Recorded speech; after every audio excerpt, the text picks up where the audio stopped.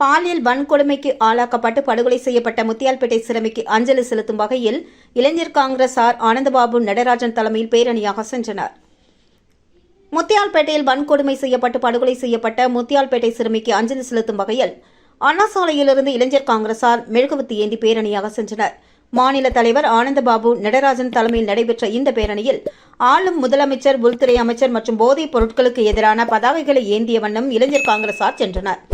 பேரணியானது நேரு வீதி வந்தபொழுது காவல்துறையினர் அவர்களை தடுத்து நிறுத்தினர்.